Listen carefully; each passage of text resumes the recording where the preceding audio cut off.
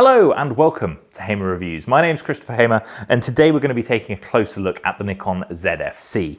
Now the Nikon ZFC was launched earlier this summer at a cost of £900 in the UK, and this camera is the first retro camera that Nikon's released since the Nikon DF, and indeed the first as part of the Z series. Now, although this design does look totally different to the rest of the Z series, it does actually share the majority of its internals with the Nikon Z50. Now, I actually don't think that's a bad thing. I'm a huge fan of the Nikon Z50. It's a cropped sensor camera, so you're getting a DX size in Nikon's lingo sensor, or APS-C, for those of you that you remember that smaller film format. And as a result, all of your lenses have 1.5 times magnification on their field of view. So essentially a 50mm lens would become a 75mm field of view if you're using that lens on this camera. The camera itself has a 20.9 megapixel sensor, can go all the way up to ISO 51200 natively. But you have those high 1 and high 2 extended modes if you want to go all the way into the stratosphere. You're getting a completely retro way of using this camera. So you have an actual ISO dial. You have a proper exposure dial as well to change the exposure time. You have a lovely exposure compensation dial as well, something which I really love and I've really been enjoying using. But in addition to that, you get all of the modern things you'd expect as well. You have a nice switch which changes this between film and stills mode, which is great because this is a very capable film camera. In addition, you have possibly the best feature of this camera versus the rest of the Z series, which is a fully articulating rear screen. Now this screen flips outwards and allows you to have it in portrait mode so you can see what you're doing, but equally you can get down low and still be able to see the screen. The screen is great. It's great that it's articulating and it's a touch screen. So generally speaking, the screen on this is probably one of the best in all of the Nikon Z cameras, and it's definitely more useful than the one on my Z6II that I'm using to record this video because of that full articulation. It just gives you more creative opportunities. This camera is of course completely compatible with all of Nikon's current Z lenses. As I mentioned, you will have an element of the change in field of view if you have this with some of the full frame lenses. Equally, the kit lenses for this were the 28mm 2.8, which was really cool. It's a full frame lens, really good focal length for a DX sensor camera. You're getting around, that 35mm. It's a really nice street photography lens. Comes in a really nice matching silver as well. You can also get a matching silver version of the lens I have on here, which is the 16 to 50mm 3.5 to 6.3 DX lens with VR built in. Nice and compact, extendable lens, great for traveling. And the other kit lens of this is the 50 to 250mm, also up to 6.3, I think it's 5.663. That lens is really good as well if you want to get a bit closer. Because they're both DX lenses, they're both this extending style, they are small for their focal lengths, and they are superb in terms of sharpness given the size of the lens. Don't get me wrong, these lenses are not 2.8 Pro level, but with the right settings, you're going to get a phenomenal photograph with those lenses and this camera. Now, because you're using the internals of the Z50, this mirrorless camera doesn't have some of the features that you would expect from a mirrorless camera. So for instance, what we don't get is in-body image stabilization. Now, for some people, that is going to be a deal breaker, and I do understand it. Even if you're using a pro lens like the Nikon 24 to 70 2.8S, a Z lens for the Z system, you're going to find that you do not have any form of vibration reduction if you're using this camera. It's a bit unfortunate. It does mean you lose out a little bit because obviously if you're putting that lens on the Z6, Z6II, Z7, Z7II, you automatically have in-body image stabilization, which gives you that extra bit of security when you're shooting at low shutter speeds. Although I really like the design of this camera and I think it looks really cool, and it does, especially in this black and silver, which is a classic Nikon color scheme. You can also get it with some really fun colors on this plastic as well. I do have to say that it doesn't feel as high quality as perhaps it actually is. Now, when I did my initial video on this camera, which was a sort of unboxing experience one, I talked about how this felt really plasticky. And it does. This is a very plasticky camera. I know that there's you in the comment sections, you're all going to be telling me that I'm talking rubbish, but I'm not. This feels plasticky. This is not a very sort of sticky rubber, so it doesn't feel like the rubber you'll find on the Z6 or Z6II. It feels a lot more plasticky. The top plate and the bottom plate feel very plasticky. Maybe the top one feels a bit more like metal. The bottom plate definitely feels like plastic. The battery door is very flimsy. This does have a magnesium shell. Okay, you've got a magnesium top plate, magnesium bottom plate, and some structural plating. I think it's over here to the left of the lens mount.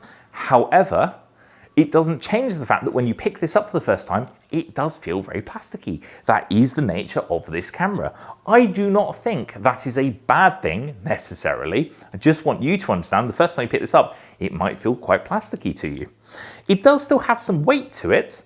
It probably weighs more than you'd expect given what it looks like, even with this kit lens, which is very light, but equally it's still, you know, just has that feeling of being plasticky. But then again, when we're talking around £900, this isn't a super premium product. This is a much more affordable product. Now, one of the biggest differences versus the Nikon Z50 is the autofocus system. Now, the Z50's autofocus is not bad, but you're not getting the eye autofocus in video. You're not getting animal eye detection. You're not getting much in terms of human eye detection. However, this camera has it all. It has the focus systems from the Z6II and Z7II. The focus system in those cameras I think is very good. I know that Nikon has its detractors at the moment. However, I do find it very usable. I used this down at the Big Cat Sanctuary, and I was taking some pictures of some lions with the 200 to 500mm f-mount lens. And honestly, eye autofocus was working flawlessly on the lions, and I was really enjoying using it. So it is a fantastic autofocus system. I do also think that this camera, which can do 4K video, is also fantastic if you're going to be using eye autofocus for shooting video as well. It's a great secondary camera. Obviously, you do have a battery which doesn't last quite as long as some of the more professionally aimed cameras, but I think you can get well over an hour of video out of this on one charge, which I think is great.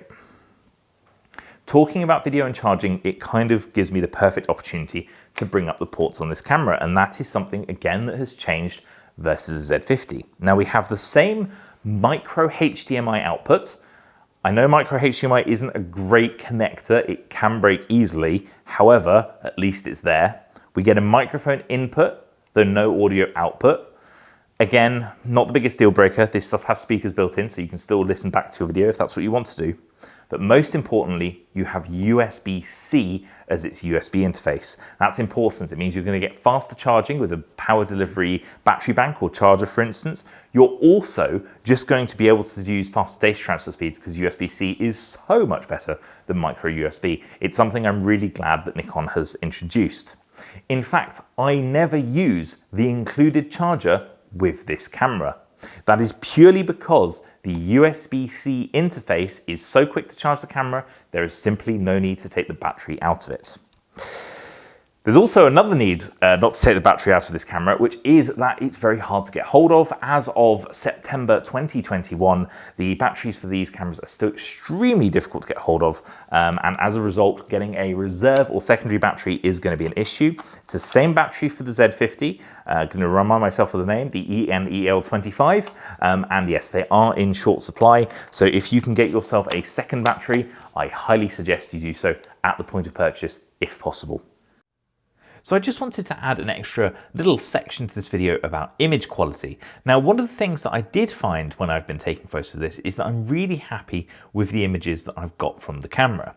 Now, that's not particularly surprising given I do like the Z50 a lot, but I really continue to love Nikon's color science and the great quality of the colors and the contrast and the sharpness that I've been able to get from the ZFC.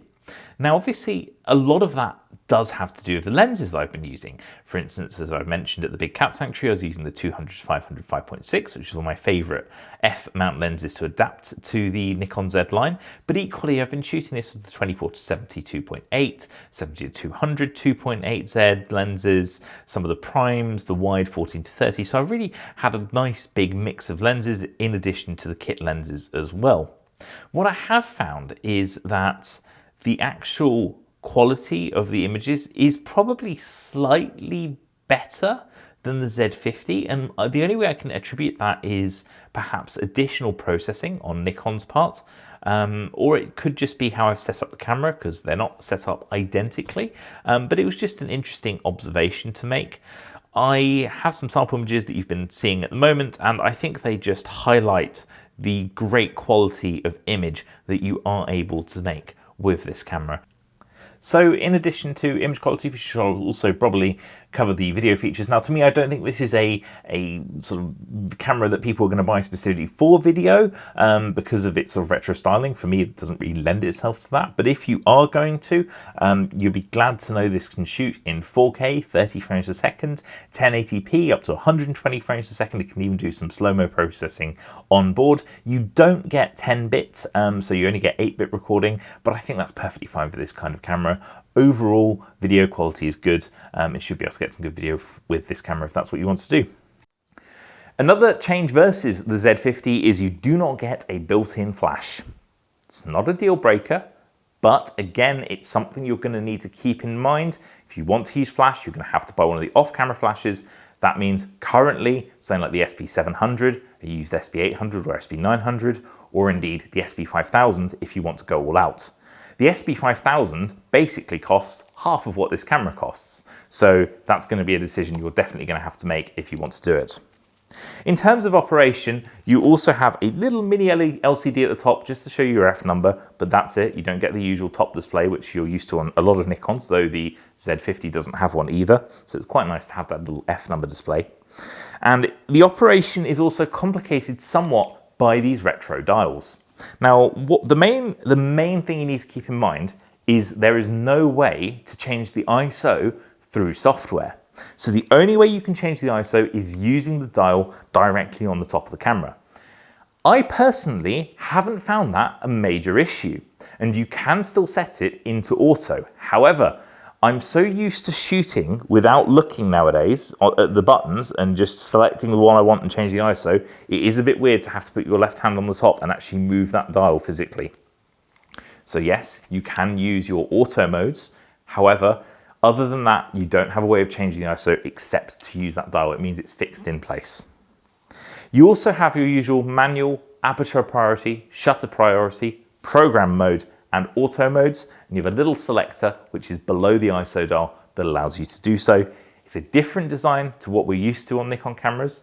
Usually you'll have the circular dial or you'll have a mode button, but I do think it works well and it's fairly clear and easy to use as well. The on-off button, again, also slightly different, still on the shutter button, just a different design, works just as well. And you do have a dedicated recording button as well.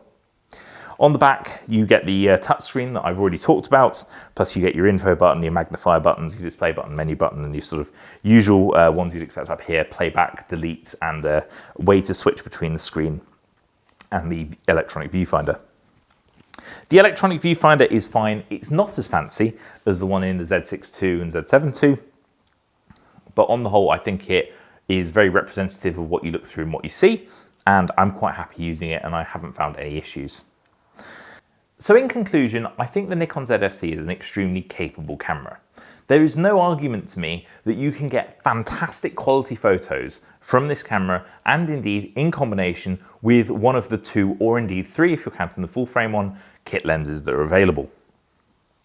I would be hesitant to those of you that haven't used retro style cameras before. I would probably still lean towards the Z50 unless you know that you need that improved autofocus. In single point focus mode, I honestly didn't detect a huge amount of difference. Where you're going to get that difference is in the eye autofocus, in the animal eye detection. More generally, it's a slightly more difficult camera to use, Because although you still have the rear and front dials to change the aperture and the focus and the exposure time, you obviously have the physical ISO dial. You obviously have a dial that you can actually choose the exposure time on, which locks in place and gives you those different options. So you do need to balance the usability with your own skill levels. If you're coming at your first mirrorless camera, moving from a compact or a mobile phone, because let's be honest, many people haven't moved from a compact camera these days, I would probably lean towards the Z50 or indeed pick up a used Z6. On the whole though, I do really like the ZFC. It won't be part of my regular day-to-day kit, but that's purely because I'm really leaning towards the Z6 and Z6II, but it is really nice, and you can actually buy separately a little mini grip that gives you a bit more grip to hold on to, which is great if you're planning to shoot this with longer lenses. So although the specs might not look as impressive as some of the competition, I do think this little light and indeed capable camera is still a really good choice and one you should probably consider. Thank you very much for watching. If you have any questions about the ZFC, please pop them in the comment section. I'd love to know what you think. If you enjoyed the video, give it a thumbs up, especially if you like this great view and slightly different setup without the table. It's a bit of a temporary setup, but it's a bit different. And if you haven't already, please do subscribe. It really helps, and I really, really appreciate it. Thank you very much for watching, and I hope I see you again next time. Goodbye.